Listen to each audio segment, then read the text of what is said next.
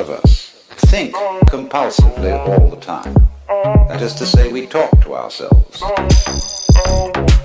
If I talk all the time, I don't hear what anyone else has to say. If I think all the time, that is to say, if I talk to myself all the time, I don't have anything to think about except thoughts. And therefore, I'm living entirely in the world of symbols. Therefore, if you meditate for an ulterior motive, that is to say, to improve your mind, to improve your character, to be more efficient in life, you've got your eye on the future and you are not meditating. Well, meditation, when correctly done, has nothing to do with all that. It's a kind of digging the present. It's a kind of grooving with the eternal now. The place where it's at is simply here and now. If you simply close your eyes and allow yourself to hear all the sounds that are going on around you, just listen to the general hum and buzz of the world as if you were listening to music. Don't try to identify the sounds you're hearing. Don't put names on them. Simply allow them to play with your eardrums. It's all just sound. And if I am talking to you right now and you're doing this, don't try to make any sense out of what I'm saying, because your brain will take care of that automatically. You don't have to try to understand anything. As you hear sounds coming up in your head, thoughts, you simply listen to them as part of the general noise going on, just as you would be listening to the sound of my voice, or just as you would be listening to cars going by or to birds chattering outside the window. So look at your own thoughts as just noises. And soon you will find that the so-called outside world and the so-called inside world come together. They are a happening. Your thoughts are a happening, just like the sounds going on outside. And everything is simply a happening, and all you're doing is watching it. It's all just sound. The place where it's at is simply here and now.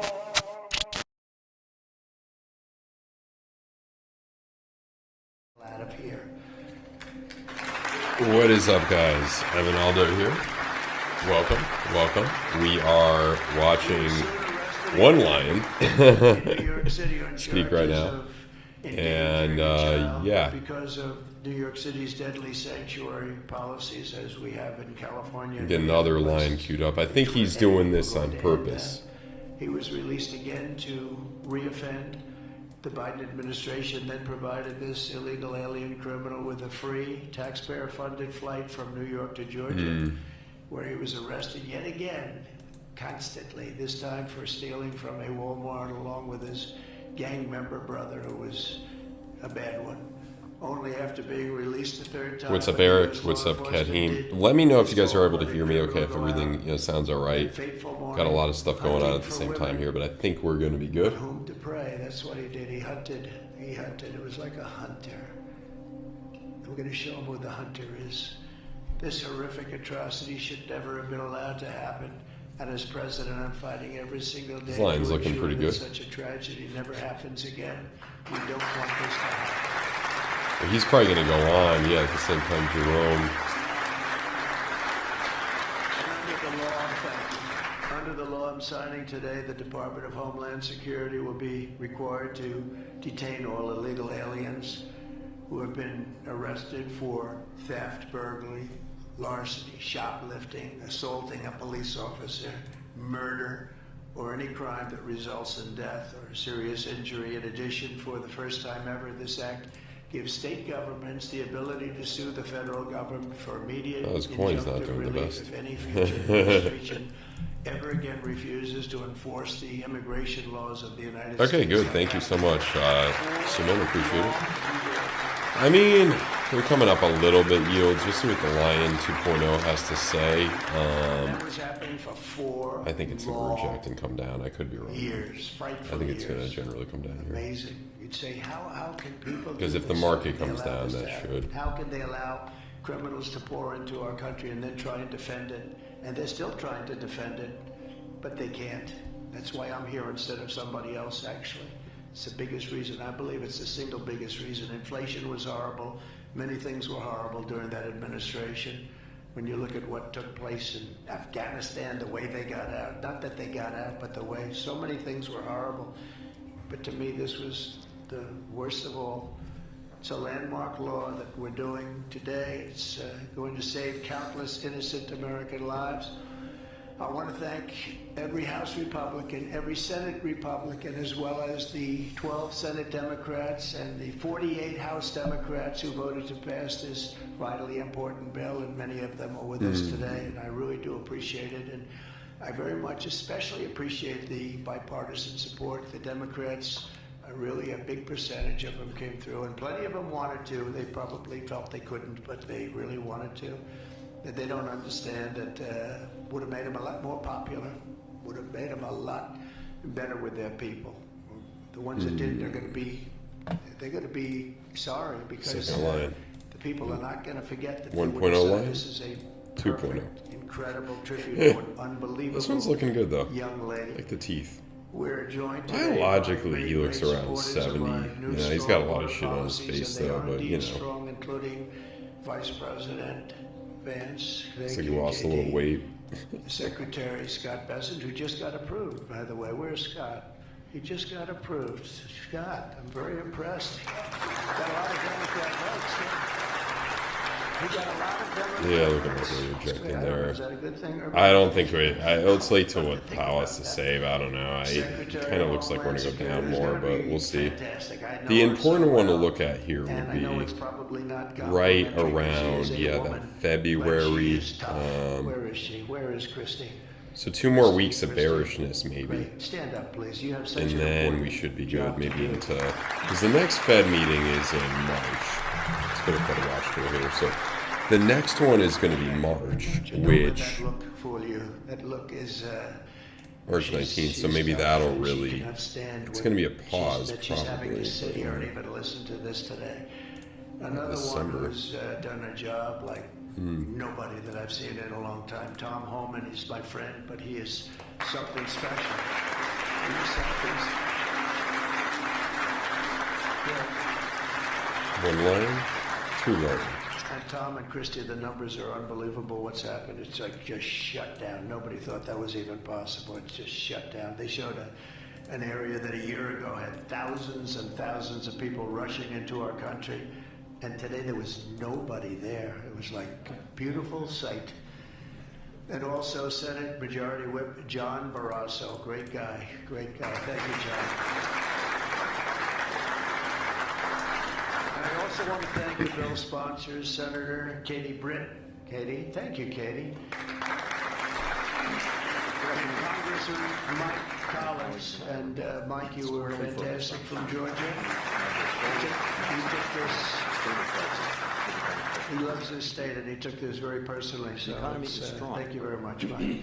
We got to go to line 2.0. Made significant progress toward our goals over the past 2 years. Labor market conditions have cooled from their formerly overheated state Shaky camera and here. remain solid. Inflation has moved much closer to our 2% longer-run goal, though it remains somewhat elevated. In support of our goals, today the Federal Open Market Committee decided to leave our policy interest rate unchanged and to continue to reduce our securities holdings. Okay.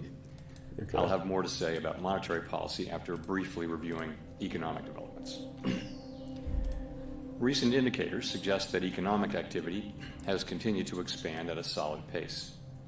For 2024 as a whole, GDP looks to have risen above 2%, bolstered by resilient consumer spending. Investment in equipment and intangibles appears to have slowed in the fourth quarter, but was strong for the year overall.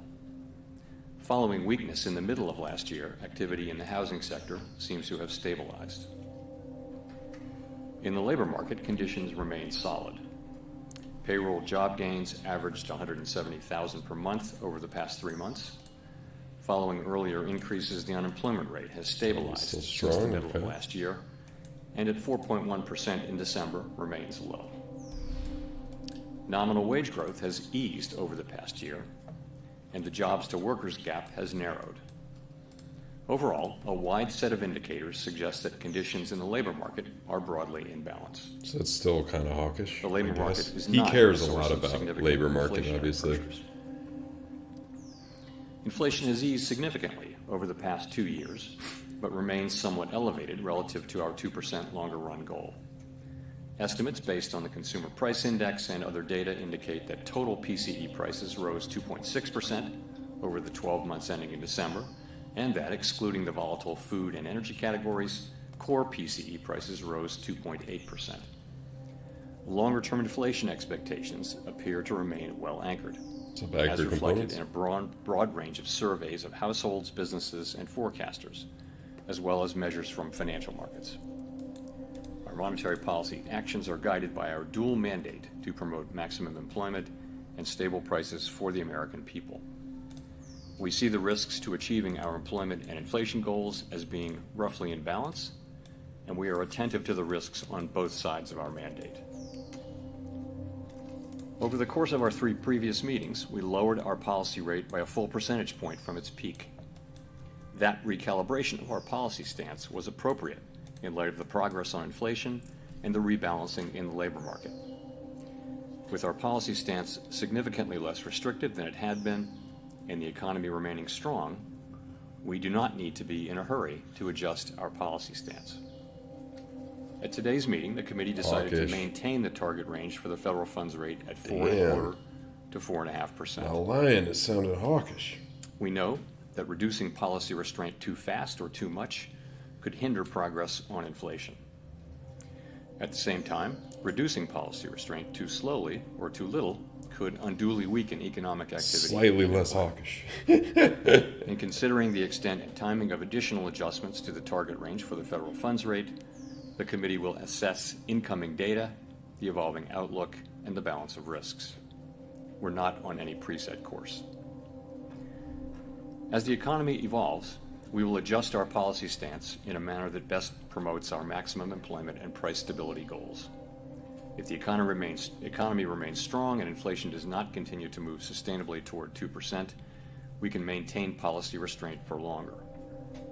If the labor market were to weaken unexpectedly, or inflation were to fall more quickly than anticipated, we can ease policy accordingly. Policy is well positioned to deal with the risks and uncertainties that we face. This isn't really anything different than last year. This meeting was overhyped. As we previously announced, our 5-year review of our monetary policy framework is taking place this year. At this meeting, the committee began its discussions by reviewing the context and outcomes of our previous review that concluded in 2020, as well as the experiences of other central banks in conducting reviews. Our review will again include outreach and public events involving a wide range of parties, including Fed Listens events around the country and a research conference in May. Throughout this process, we will be open to new ideas and critical feedback, and we will take on board lessons of the last 5 years in determining our findings. We intend to wrap up the review by late summer.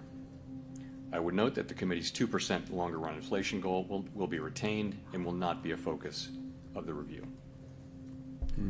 The Fed has been assigned 2 goals for monetary policy: maximum employment and stable prices.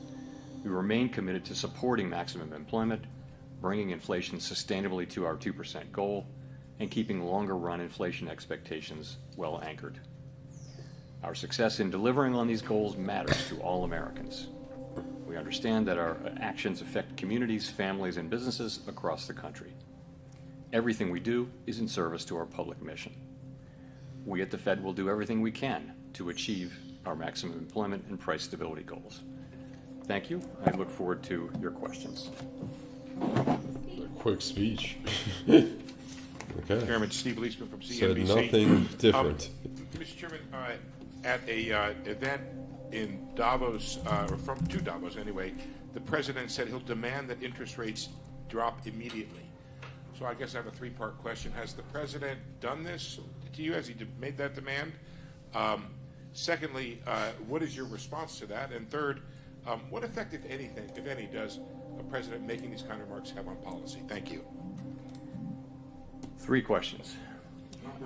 I'm seeing it really as one question, though. So I'm not going to have any response or comment whatsoever on what the president said. It's not appropriate for me to do so.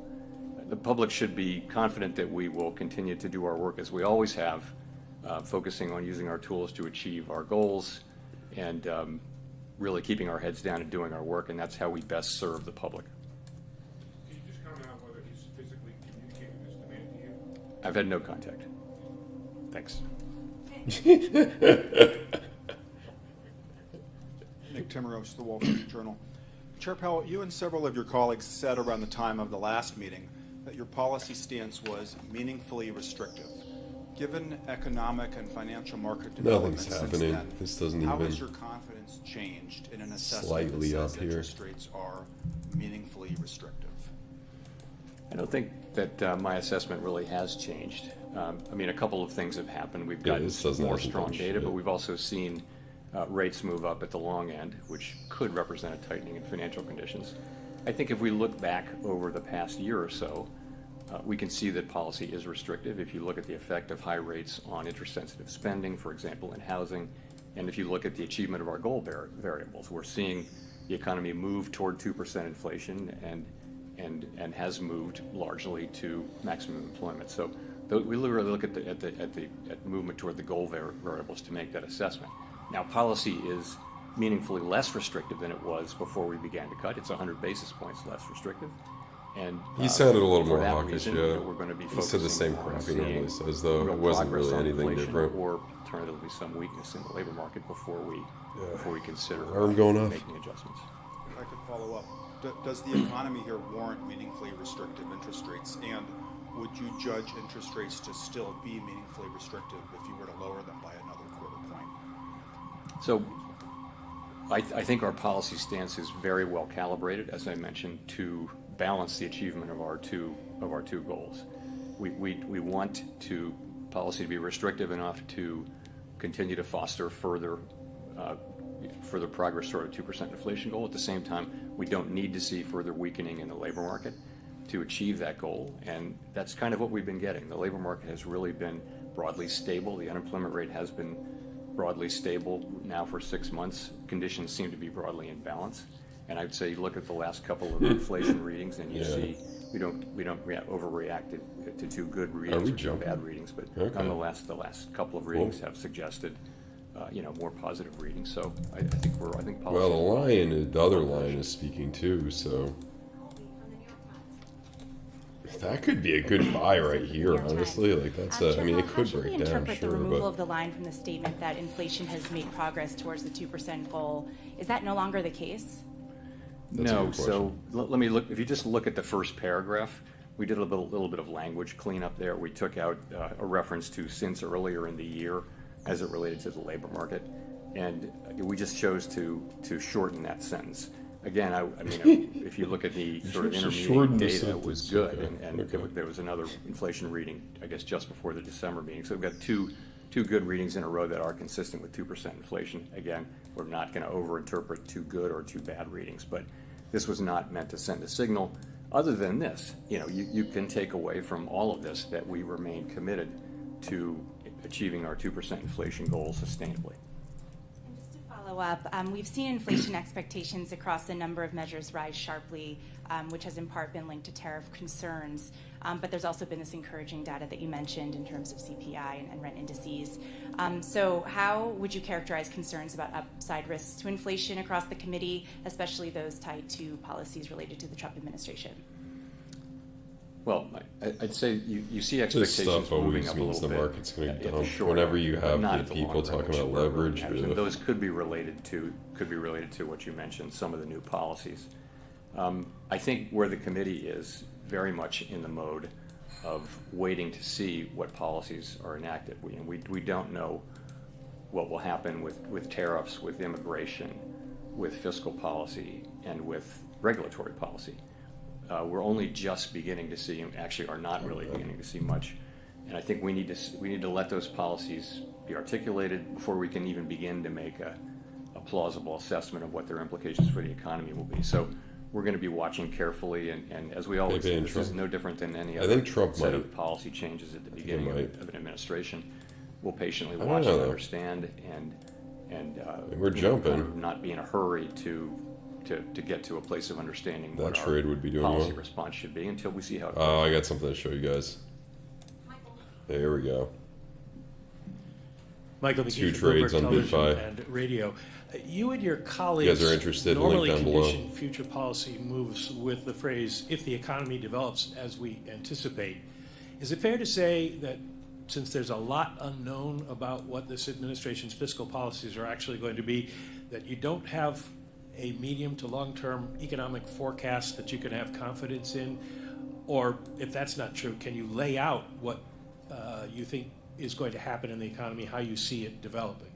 Well, at all times, forecasts are conditional at a minimum on just a set of expectations, and they're highly uncertain in both directions. We know that economic forecasting is really difficult beyond just a month or two out. So in the current situation, there's probably some elevated uncertainty because of significant policy shifts in those four areas that I mentioned: tariffs, immigration, fiscal policy, and regulatory policy. So there's probably some. He additional sounds the uncertainty, but same as he always sounds. So nothing changed and then we'll here. be back to the regular amount of uncertainty. So, what forecasters are doing, not just us, but everybody's doing, is they've got sort of just a set of assumptions about what might happen, but they're really kind of in the nature of a placeholder, and meaning, plausible could be, but honestly, you wouldn't stand behind it because you just don't know, and so you're just on hold, waiting to see what comes down. It's a very large economy, and policy is affected at the margin, but we're going to wait and see. Follow up the idea that you feel that policy is restrictive suggests that the Fed in general wants to continue to lower interest rates. So when you look at the data that you are dependent on, are you looking for data that tell you that you can cut, or data that will tell you should hold? We're looking. It's more the other. The way it works is we are looking at the data to guide us in what we should do, and that's what we do. And right now, we feel like we're in a very good place. Policy is well positioned. The economy's in quite a good place, actually, as well. And what we do expect is to see further progress on inflation. And as I mentioned, as we see that, or if we were to see weakening in the labor market, that could foster. We could then be in a position of making further adjustments. But right now, we don't see that, and we see things as in a really good place for policy and for the economy, and so we feel like we don't need to be in a hurry to make any adjustments. Versus Bitcoin.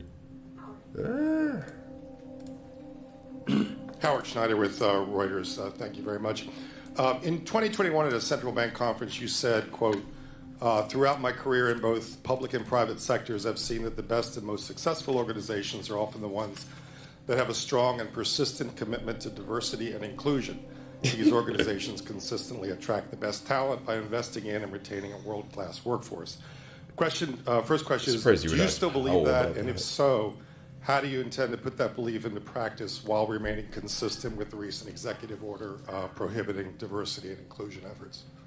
So let me say yes in answer to your first question. But to the second question, I want to say this.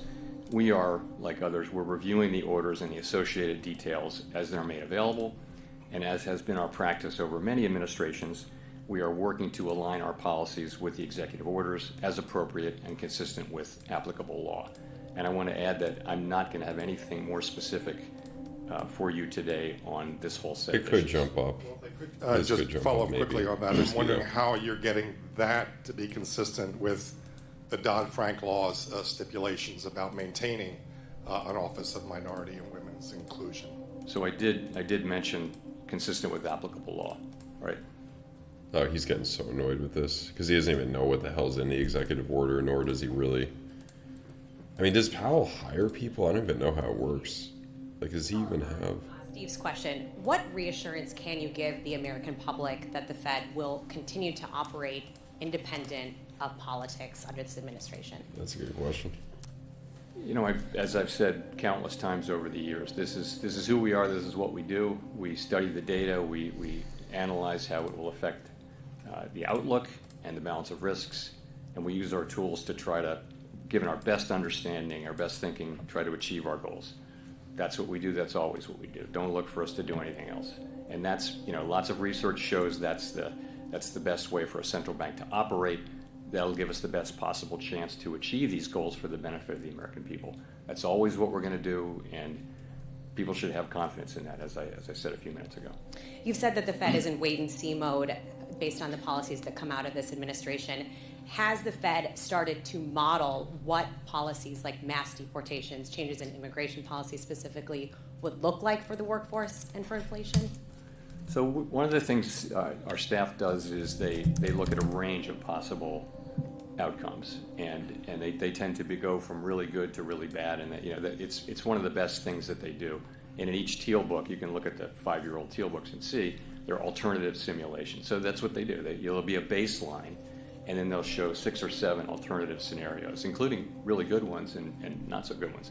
And what those do is they spark, the policymakers to sort of think and understand about the uncertainties that surround this. So yes, the staff does that, and we're all well aware that that the range of possibilities is always broad, not just now, but always. And it's hard to be open to just how broad the possibilities are for an economy. No one saw the pandemic coming, and it changed everything. So things happen, but yes, we do that. But it's different. It's one thing to do that, to make assessments about what might happen and begin to think about what you might do in that case. But you don't act until you see much more than we see now. Undo. Yeah, we could look at Undo. Let's take a look. Katerina Saraiva, Bloomberg News. Last month you talked about a future rate cut as being pretty. This is a good right here. I kind of like this in the short term. Predicated on more progress in inflation. So even if he sounds a little more hawkish, it doesn't. Market in the statement today. Don't Would matter. you say that that's even more though, so yeah. the case now? Yeah. I'd say it's the same. We want to see further progress on inflation, and the story's there. We're just going to have to see the data. At the end of the day, it comes down to 12-month inflation, because that takes out the seasonality issues that may exist, and we're just going to need to see that.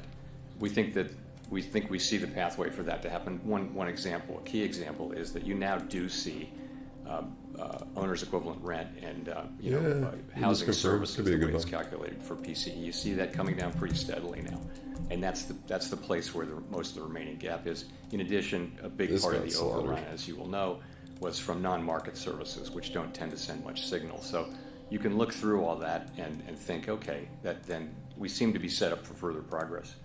But being seen to set up for it is one thing, having it is another. So we're going to want to see further progress on inflation. Remember, we're not, we're under 2%, but our goal is 2%, and we do mean to get back sustainably to 2%. And in terms of the labor market, I mean, how is that broadly? You said a broad set of indicators show that it's in pretty solid place. Was there broad agreement on that? There's been a few underlying indicators that are showing perhaps some weakness, a low hiring rate, workers reporting that it's increasingly difficult to find a job. Is that of concern to the committee? So you're right. I mean, we look at, of course, a very broad range. And so it starts with the unemployment rate, employment participation, wages, job quits? Are people quitting? People that are kind of really thing. The ratio of vacancies to unemployed. We look at all those things, and you put your finger though on we're bullish it's on a low, this it's a around low there. hiring environment. So if you have a job, it's all good.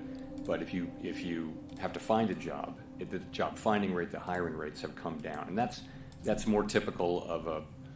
Let's say that the unemployment, that the labor market is at a sustainable level. It's not overheated anymore. We don't think we need it to cool off anymore. We do watch it extremely carefully. It's one of our 2 goal variables. But I'd say we watch those things quite carefully. But nonetheless, overall, look at the aggregate data in the labor market. The labor market does seem to be pretty stable and broadly in balance when you've got an unemployment rate that has been pretty stable now for a full half a year.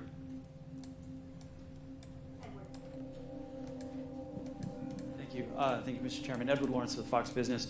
On employment, now you said there's a broad range of possibilities. So last September, you said, quote, "We understand that there's been quite an influx across the borders, and that has actually been one of the things that's allowed unemployment rate to rise. Now that the flow of the border has slowed and we're seeing deportations, how do you expect the unemployment rate to react?" So what's happening is that the flows across the border have decreased very significantly, and there's every reason to expect that to continue. But job creation has come down a bit too. So, if those 2 things come down together, that sort of can be a reason for the unemployment rate to stabilize.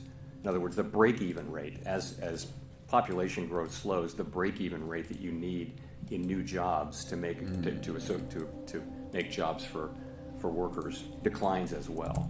So that seems to be something about what's happening. You do see a very flat unemployment rate at a time when you've seen significant declines. I want to ask you about Fed employment. I know that tax money is not used here, but Elon Musk alleges that the Fed is, quote, absurdly overstaffed. We've seen the executive branch push to reduce the federal workforce. This actually shows some promise right here on the ETF. We run a very careful budget process. We're fully aware that we owe that to the public, and we believe we do that. I've got no further comment than that. Thanks. Chris Rugaber at Associated Press. President Trump has said he will lower inflation by reducing gas and energy costs.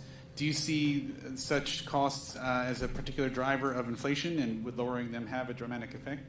Chris, I'm not going to react or discuss anything that any elected politician might say. So I'll give you a mulligan. Okay, thank you. Well, nearly 2 weeks ago, the Fed said it was withdrawing from the network for greening the financial system, even as we have significant wildfires in Los Angeles doing billions of dollars in damage. And of course, the NGFS, as you know, is a group to talk about how the financial system could address climate change. Many commentators did see the timing as political. Why did you leave that organization? Can you explain that decision? Sure, I'd be glad to. So we considered this, really at length, and we did decide to withdraw from the NGFS. And really, the reason is that the work that the NGFS does has broadened very significantly. Think about nature-related risks and biodiversity and things like that. In addition, the work of the NGFS is in significant part intended to mobilize mainstream finance to support looks more the transition bearish, towards like sustainable economy. what are yields So we doing, joined actually? to get the benefit of understanding what other central banks were doing and seeing research and things like that. Slightly. I think this is just way beyond any plausible mandate that you could attribute to the Fed. I think they're generally still so going to we have come a quite down. narrow role, as I've said many times, and I think that the activities of the NGFS are not a good fit for the Fed, given our current mandate and authority. So, and I just think it was time to acknowledge that, the process, this process dates back a couple of years. I made the decision to bring this to the board, some months ago.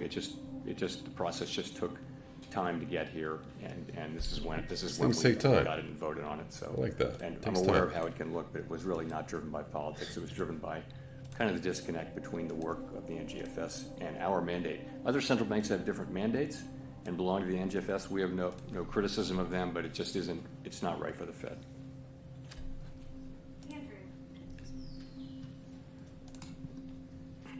Thanks, Andrew Ackerman with the Washington Post. I'm wondering if you could talk more about what further progress would look like for consumers. Well, that's a good question. 2% inflation down to 2% sustainably is what we're trying to achieve. If that's actually true, that's awesome. We're somewhat above that, as you know, and we want to see what is serial Greece's readings life that expectancy? I know suggest Japan's that obviously we're making really further high. progress on inflation. That's what we want to see, and consumers will pick that up, of course, in the things that they buy at the grocery store or at the store. The other thing I wanted to ask was just how far away you think you are from neutral. Yeah, you can't know with any precision. Yeah, it's higher than the U.S. As I like to say, that you know the neutral rate by its works. So I think at 4.3%, we're above pretty much everyone on the committee's estimates of the longer run neutral. I think our eyes are telling us that our policy is having the effects on the economy. That's really the question we ask. You can consult models, empirical models, theoretical models.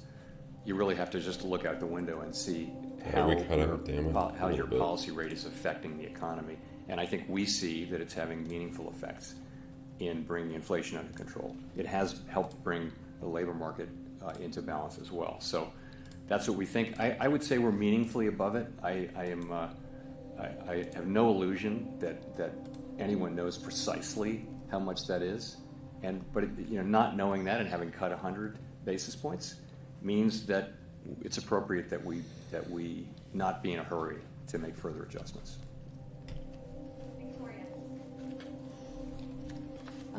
Victoria Guido with Politico. So as a general matter, when it comes to executive orders and OMB memos, do those always apply to the Fed, sometimes never, or do you just often voluntarily comply? What is the legality there? So it's been our practice, as I mentioned, to work to align our policies to those that are mentioned in the executive orders, and I'm just going to leave it at that. As I mentioned, I'm not going to go any deeper than that or get into any deeper into this set of issues today.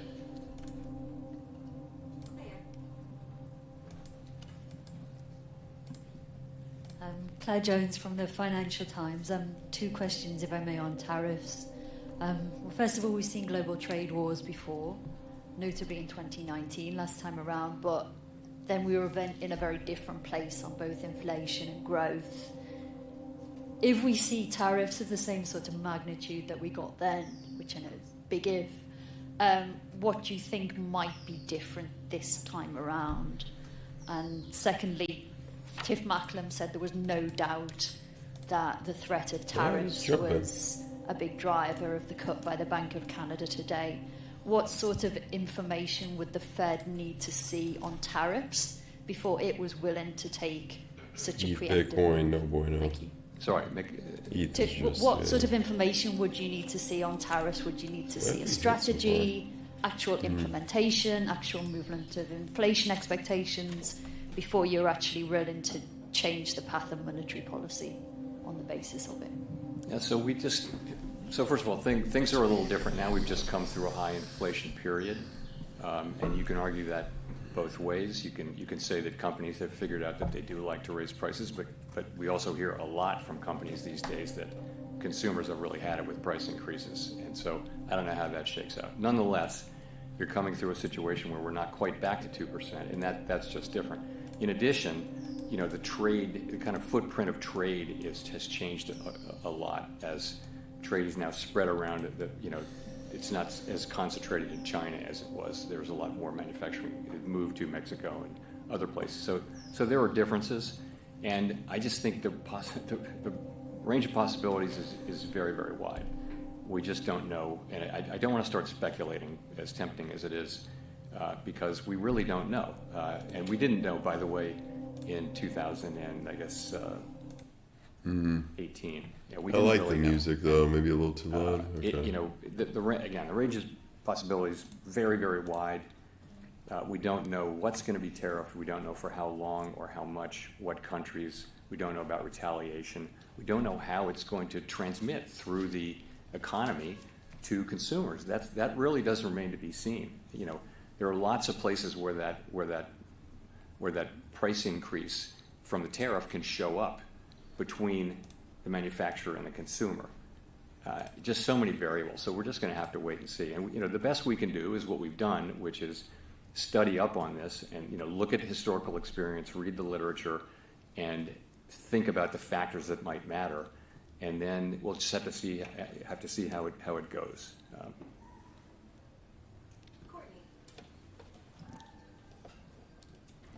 Thank you. Courtney Brown from Axios. Two unrelated questions. The first is whether or not there was any discussion about QT and the timeline for ending QT at this meeting.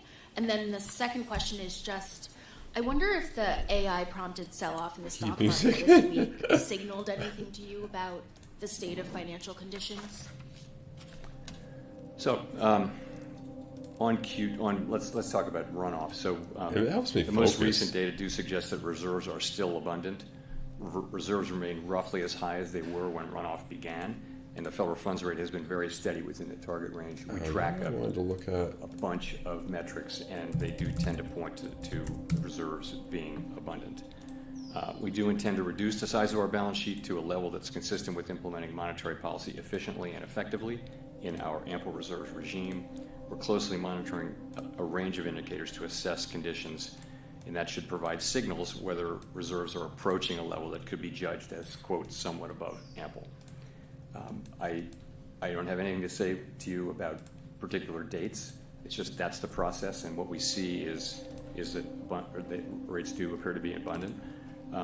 As always, we stand ready to take appropriate action to support the smooth transition of monetary policy, including to adjust the details of our approach for reducing the size of the balance sheet in light of economic and financial developments. On AI, it's a big event in the stock market and in particular parts of the stock market. I mean, what really matters time ever. Ooh, for that's us is interesting. macro Hold on a developments, and that means second. substantial changes in financial conditions that are persistent for a period of time. I guess you could argue this is a much earlier if you think it's all over. On these events, although of course we're all watching it with interest. Simon Rabinovich with The Economist. Thank you. You mentioned in your remarks that activity in the housing sector seems to have stabilized. At the same time, since your first rate cut in September, long-term mortgage rates have gone up by a full percentage point, back above 7%. I'm wondering, kind of looking forward, are you confident that activity will remain stable given how elevated mortgage rates are? That's a good question. How does it fit into your broader thinking about the economy? So, as you know, as we've reduced our policy rate 100 basis points, longer rates have gone up, not because of expectations, not principally because of expectations about our policy or about inflation. It's more a term premium story. So, and it's long rates that matter for housing. So, I don't think I think these higher rates are going to they're probably hold back housing activity to some extent if they're persistent. We'll have to see how long they persist. So. We control an overnight rate. Generally, it propagates through the whole family of asset prices, including interest rates. But in this particular case, it's all happened at a time when, for reasons unrelated to our policy, longer rates have low for a minute.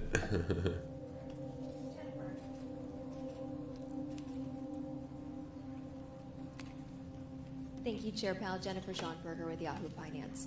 You said you want to see further progress on inflation. Given that households appear to be unhappy with the elevated level of prices, do you believe the committee should wait until inflation has fallen back to target to cut rates again? No, I wouldn't say that. We've never said we need to be all the way at target to reduce rates. At any time, what we're doing is we're looking at the economy and asking whether our policy stance is the right one to achieve maximum employment and price stability. So I think if we would want to see further progress. But we think our, as I mentioned, we think that our policy stance is restrictive, meaningfully restrictive, not highly restrictive, but meaningfully restrictive. And so I would think we need to see further progress. I wouldn't say all the way back down to 2% on a sustainable basis, although we'd love to see that, of course, and we will.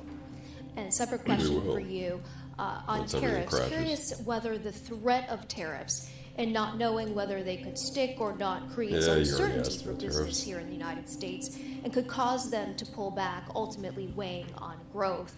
Does the threat of tariffs cause you to ponder your growth forecast? I want to avoid commenting even indirectly on the conduct of tariffs. It's not our job, and it's not our job to comment on the moves that Listed people make. Milani So I wouldn't want to BYDFI. criticize. Check out the link anything down that's below if happening, you guys or are really interested. comment on it one way or another, praise it for that matter. It's just not our job. I do think Pretty that good promo still we going found on in for 2018 there was a lot of work BloFin done on trade as policy well. uncertainty. Trade policy uncertainty, if it's large and persistent, can start to matter. Similar for businesses competitive making thing. investment decisions. As always, and things 10% like that. off. That's not with something I'm my observing link. today. The links are down below. It's very early 10% days off for your this, fees but for life that if you did- sign I up for think my that link. did matter in 2018. Breakout's a good option too. The link's down below for that. And it's one of many things we'll be watching.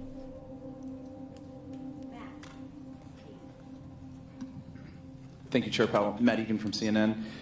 Following up on Courtney's question from earlier about the stock market, how concerned are you, if at all, about potential asset bubble brewing in financial markets? How do relatively high market valuations factor into considerations about potentially lowering interest rates further? Is that something that's in the back of your mind? So we look at, from a financial stability perspective at asset prices generally, along with things like leverage in the household sector, leverage in the banking system, funding risk for banks and things like that. But it's just one of the four things asset prices are. And yeah, I'd say they're elevated by many metrics right now. A good part of that, of course, is this thing around tech and This will AI. probably break up, but we'll see. But we look at that.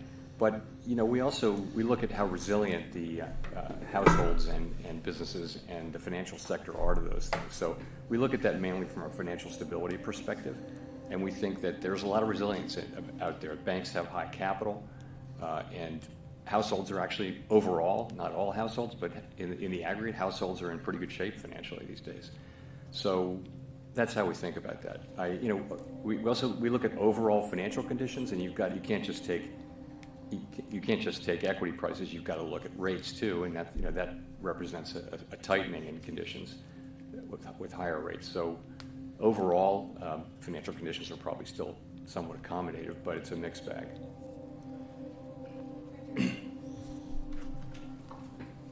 Hi, Chair Powell. I'm Richard Escobedo with CBS News. One question for you. This month's statement notes that unemployment has stabilized at a low rate and that the labor market is solid. You walked through some of what's driving this, but I wonder what risks you see that might challenge your assessment.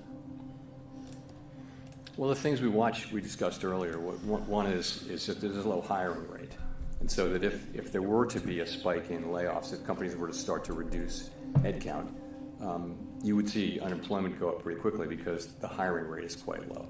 So that's one thing we look at. I think it's worth pointing out that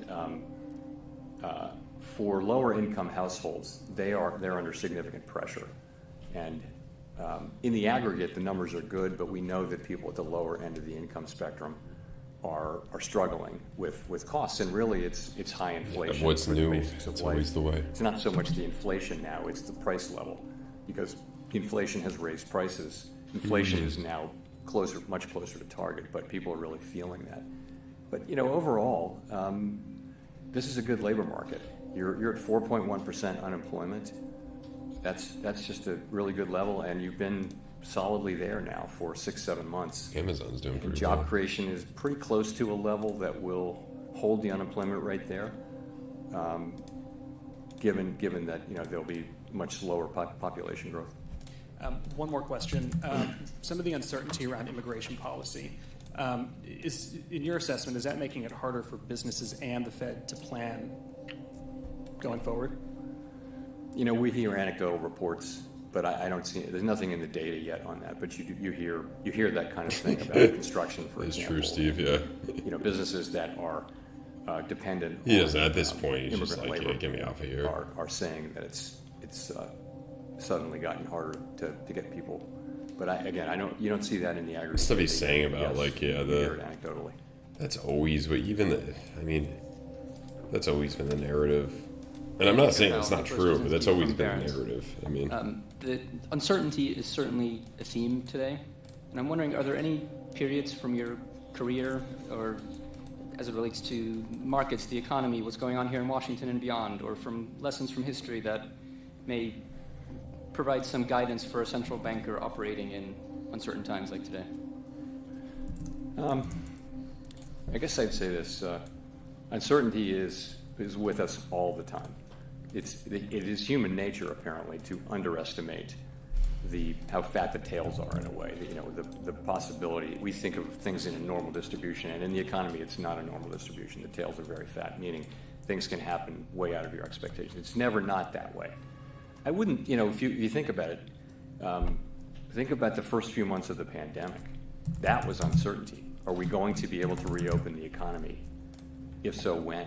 How much of it? How long will it take? That was uncertainty.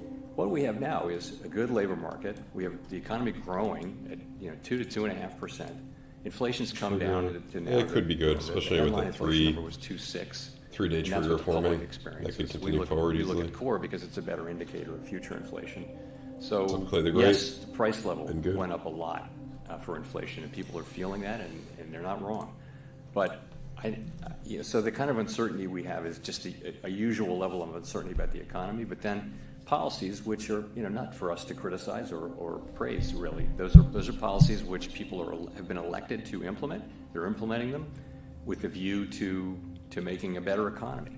And so I wouldn't call this out as one of those times. I wouldn't compare it to the global financial crisis or anything like that, given that we have actually a very good economy right now.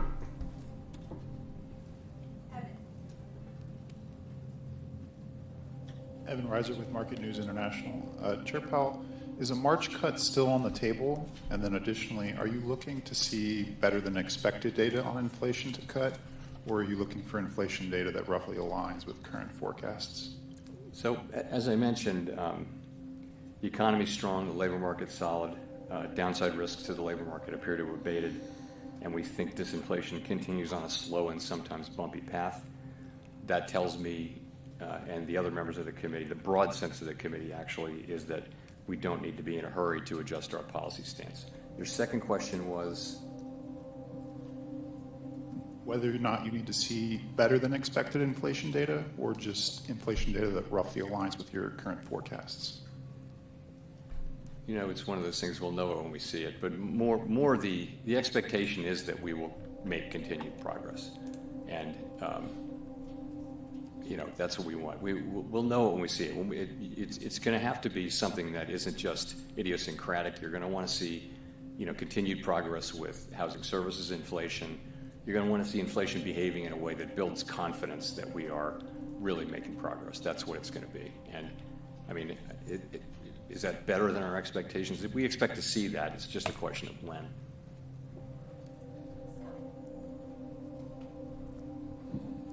Hi, Chair Powell. Scott Horsley from NPR. In your 5-year review, you said the 2% inflation target won't be on the table. Can you talk a little bit about why? Is that because you think that's the right target, or is it because you don't want to move the goalpost mid-game, or what's behind that? I think that goal has served We're us making well a lower over low a on long period ETH. of time. ETH versus it's also Bitcoin. the sort of global Too standard. good.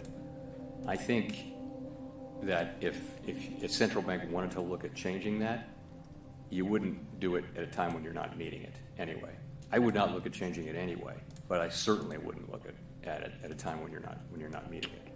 There's just no interest at all in changing it. If I'm being at all unclear, we're not going to change the inflation goal anytime soon.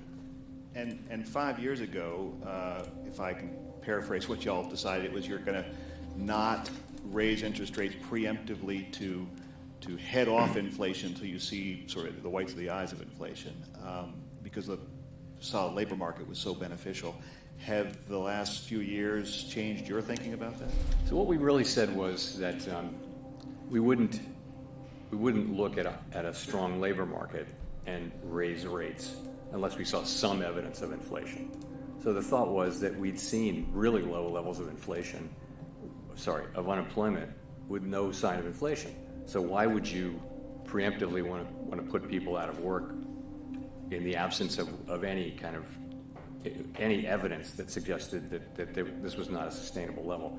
It was a way of acknowledging how much humility we have about the star I think March variables, is going to be especially bullish. U-star, the natural rate of unemployment. So that was that was an insight. We'll discuss that again. That'll be one of the many things that we discuss. But I don't think that insight is wrong. We didn't, we said what we said was that at times when inflation persistently undershot 2%, we would likely allow inflation to run moderately above 2% for some time. That's what we said. That turned out not to be relevant to what actually happened. There was nothing moderate about the overshoot. It was an exogenous event. It was a pandemic, and it happened. And our framework permitted us to act quite vigorously, and we did once we decided that that's what we should do. The framework had really nothing to do with the decision to. We looked at the inflation as transitory, and right up to the point where the data turned against that. And when the data turned against that in late 21, we changed our view and we raised rates a lot. And here we are at 4.1% unemployment and inflation way down. But the framework was more irrelevant than anything else. That part of it was irrelevant. The rest of the framework worked just fine as we used it, as it supported what we did to bring inflation down. Still going. Hello, Chairman Powell. Mark Hamrick with Bankrate. As you know, in the annual report from the Financial Stability Oversight Council, among the risks outlined is cryptocurrency. Can you talk about those risks now? And regarding individuals and households, perhaps distinct from the concern about the financial system, do you worry that speculation in this unregulated asset class could hurt their financial well-being, or do you think it has a place in a household's portfolio? So our role with Bitcoin really is to look at, with crypto, really is to look at the banks, and we think it's, banks are perfectly able to serve crypto customers as long as they understand and can manage the risks, and it's safe and sound. As a good number of our banks that we regulate and supervise do that. The threshold has been a little higher for banks engaging in crypto activities. And that's because they're so new, and we don't want to make the mistake. If you're making a choice to conduct that activity inside a bank, which is inside the federal safety net with deposit insurance, then you want to be pretty sure that it's a safe and sound activity. So, we're not against innovation, and we certainly don't want to take actions that would cause banks to terminate customers who are perfectly legal just because of excess risk aversion, may be related to regulation and supervision. So, that's kind of it's not really our bailiwick. You want people to be knowledgeable about the financial engagements that they have, and that's why we have the securities laws that we have. It's why if you read a mutual fund prospectus or individual stock prospectus, you want households to have the chance to understand the risk that they're taking. And I do think it would be helpful if there were a greater regulatory apparatus around crypto, and I think that's something Congress was working on quite a lot. We've actually spent a lot of time with members of Congress working together with them on various things, and I think that would be a very constructive thing for Congress to do. Thank you.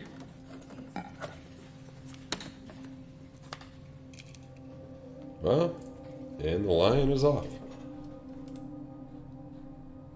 Chuck Grassley. Is this lion still speaking? He's probably done, yeah. That lion is done. So, you heard it here first, folks. I mean, not too much is different. I mean, I don't think Powell sounded too, he didn't sound that bad to me. That crazy, hawkish to me. What's going on with this? I think that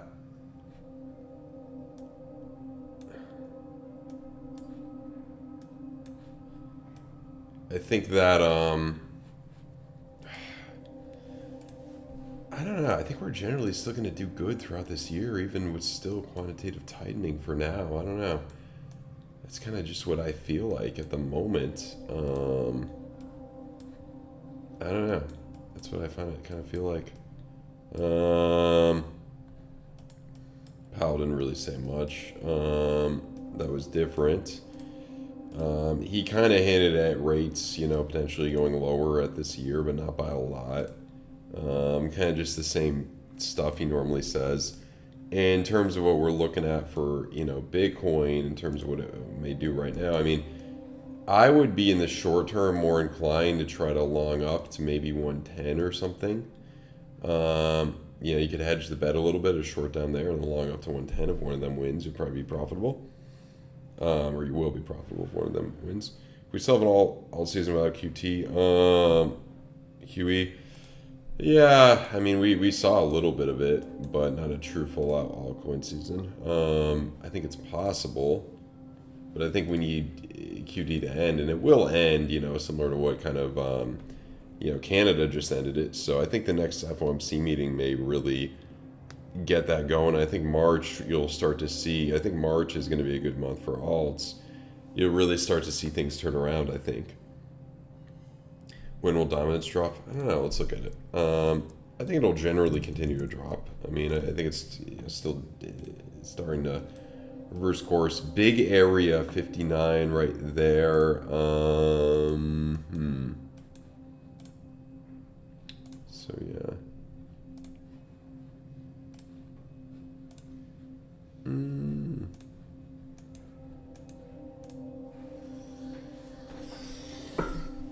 Just thinking.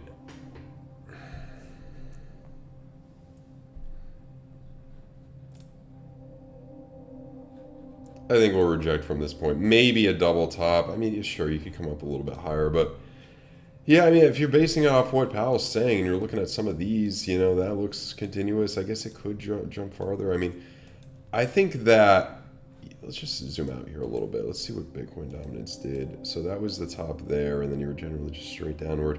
Little jump in March. Just looking at that cycle. So you saw your jump up in January. So if it's like that, Feb, yeah, maybe another month of up a little bit, sideways to more upward. Maybe another month of that if it's like that situation. So what I think alts have to really do well in March. If they don't turn around in March, then you're kind of like those Bitcoin maxis. God, those clowns, those arrogant clowns are going to be right. But I think that you have another month at the most of generally Bitcoin dominance going up, alts bleeding against Bitcoin. One more month of this, regardless of which way the market goes. Maybe, and I mean, it's kind of like maybe we just stay a little bit more sideways. How do you say sideways in Spanish? Let's look that up. We want to know. Get a little bit multicultural here. How do we say sideways in Spanish? Sideways.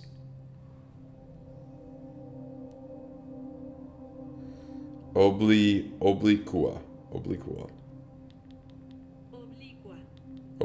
Sideways in Spanish. Let's look that up. Obliqua.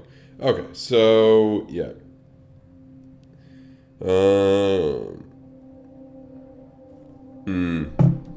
So that's that, guys. Look, I mean, we're like, if you're looking at March being your really bullish breakout month, let's say, yeah, I mean, it would be, you would mess around a little bit more February, and then into May, then you'd make a new all-time high. Now that's a little bit different than last time, because let's look at this last time. I mean, it wasn't, where did you make that new all-time high? That was your old all-time high. You made that new all-time high right around February. So we're behind a little bit. Just looking at this market here. Okay, so it was generally all upward. March is where you really started to see something. So I would guess that was February 1st, around there. Maybe we're a month behind. Maybe February is a good month, in March, yeah, month to 2 months behind. Let's go with that. Let's be optimistic in that sense. That's what I will say here. Bitcoin long down there is doing okay. Come on. And then if we go to here,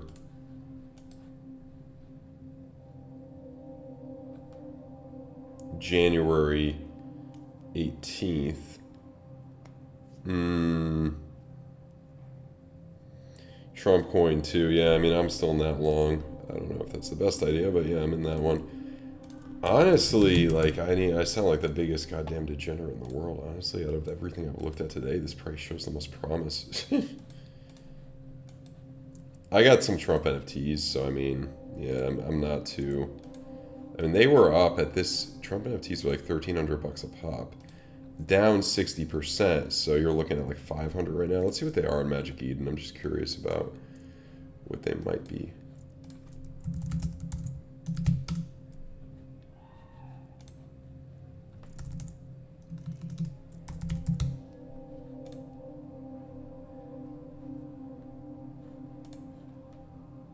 $400, yeah, so that's not even following too well. Probably because the damn Polygon has been annoying. But yeah, it is what it is. We'll jump up. So yeah, I mean, look, one theory too is if we just like we're a little choppy to more bullish in February, and then March is really where we go, could be that too. But I'm still bullish, man. I think most of these reaching. Oh wow. You didn't even know that's wild. You didn't even know how to say sideways in Spanish? There are the thing with Spanish that's weird is like derecha means right, and it's basically the same goddamn word means straight, like derecho. And some people say derecho to mean right in different cultures. It's what Spanish do you speak, Richard? What country of? Let's look at XRP.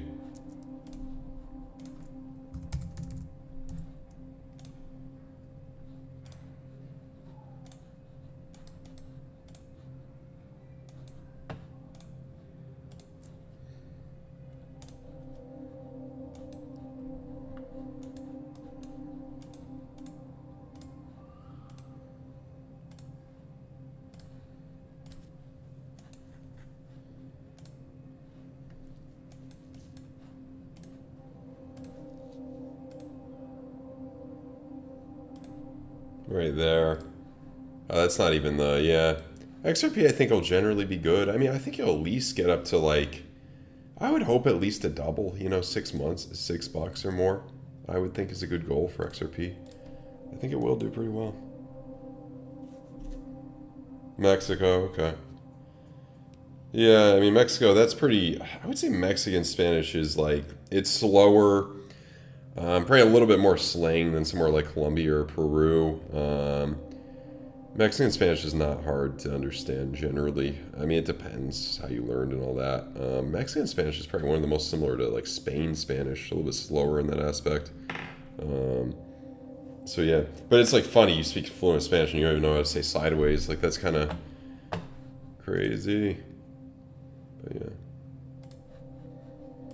I mean, I'm conversational. It depends what the conversation is about. Depende que a conversazione es sobre.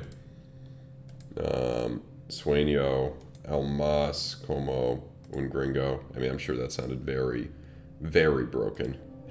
Muy rato. Pues, sí. Pero sei suficiente poder. I want to say survive. Will Smith even knows how to say survive. How do you say survive in Spanish? I looked that up one time. I just go along, different things I learn every day. How do you say survive? It's probably a cognate. Sobreviver. Say sufficiente, sobreviver. But I mean, the way I talk is probably so textbook, so, gringo that barely anyone can understand me. It depends. Do I think QE? I mean, that's $1 million question, Richard. I mean, no, it's not necessary, but no, it's definitely not necessary. But I think for it to really outperform Bitcoin significantly, probably. But I think it's going to happen this year. It'd be very surprising if it doesn't happen. Like the market's probably going to tank. I mean, all the markets. I mean, you kind of need that to continue at certain points. So yeah.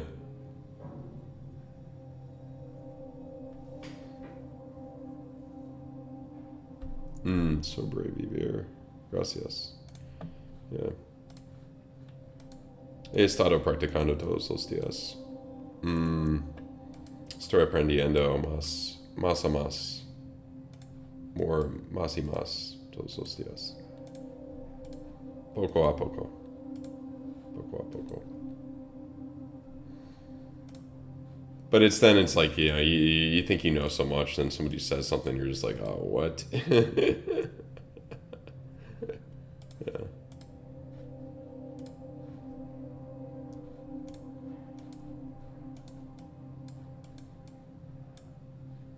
This looks good, though. The thing here is like, ooh. You know what I mean? Like, ooh. Brother, ooh. That's low risk, high reward. That is low risk, high reward. I don't know if it's going to get that high, but this could jump. What would that jump be? 40%? Yeah, nothing too crazy. Under jumping. I mean, a lot of stuff is probably jumping a little bit right now. I'm going to probably get off in a minute, but by the way, guys, if you're interested in trading, the links are down below. We got the bonus that you can withdraw on BloFin, similar to the one on ends February 10th, similar to the one on BYDFI. Both are great. No KYC, no VPN required. As always, 10% off your fees for life. You sign my links to either of those. And if you have a smaller account, small amount, you know, you could get for only like $800 or $900. You could get funded for a 100K trading account and Breakout. I think it's a really good opportunity, especially for new people who don't know what the hell they're doing. Because worst case scenario, you're just losing like $800, and you could pay $500 and get a smaller 50K account, which would be great too. 10% off of that, you know, $5,000 a month. There's a lot of opportunity there. Really good prop trading firm, so I would highly recommend you guys try that.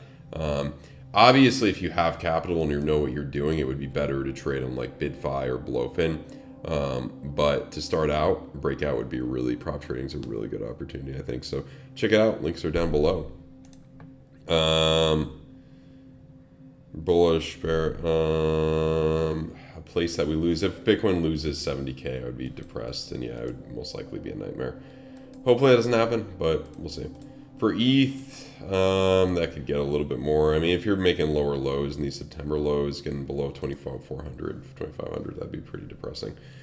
Not saying it can't happen. Like, I'm not saying you can't recover from that, but that's where it gets more depressing. So, yeah.